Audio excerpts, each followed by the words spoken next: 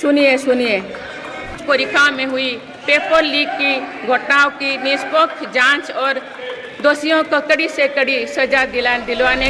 इससे पहले भी हमने देखा है कि कई राज्यों में पेपर लीक की घटनाएं होती रही है। दलीय राजनीति से ऊपर उठकर देशव्यापी ठोस उपाय करने की जरूरत है।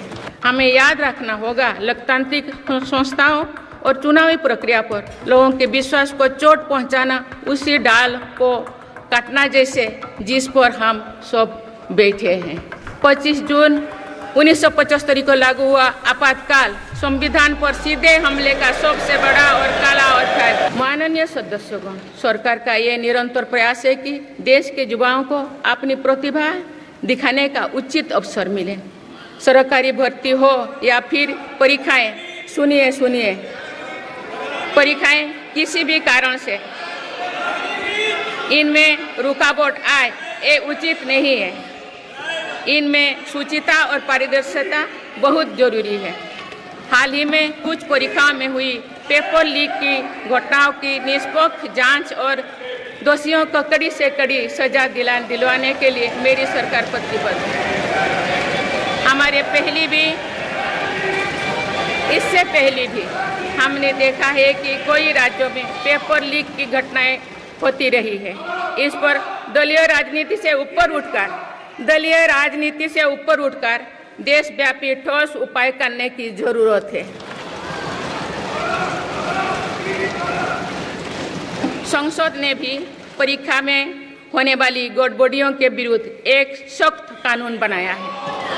मेरी सरकार परीक्षाओं से जुड़ी संस्थाओं, उनके कामकाज के तरीके, परीक्षा प्रक्रिया सभी में बड़ी सुधार करने की दिशा में काम कर रही है।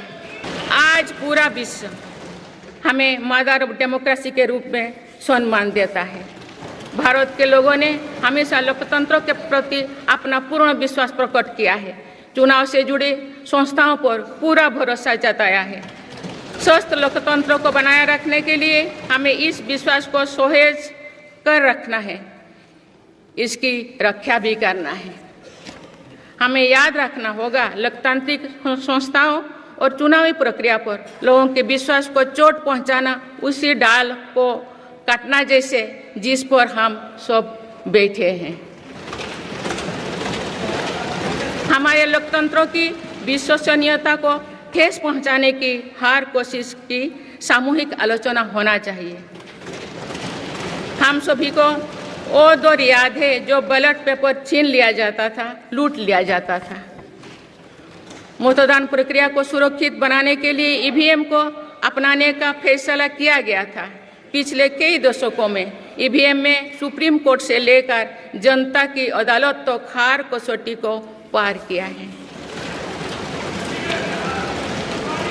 आज 27 जून है। 25 जून 1975 को लागू हुआ आपातकाल संविधान पर सीधे हमले का सबसे बड़ा और काला अध्याय था।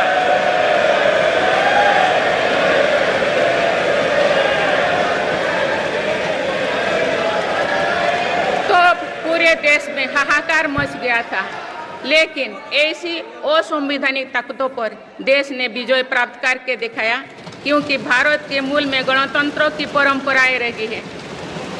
मेरी सरकार भी भारत के संविधान को सिर्फ राजकाज का माध्यम भर नहीं मानती, बल्कि हमारा संविधान जन चेतना का हिस्सा हो, इसके लिए हम प्रयास कर रहे हैं। इसी ध्येय के साथ मेरी सरकार ने 26 नवंबर को संविधान दिवस के रूप में मानना शुरू किया है।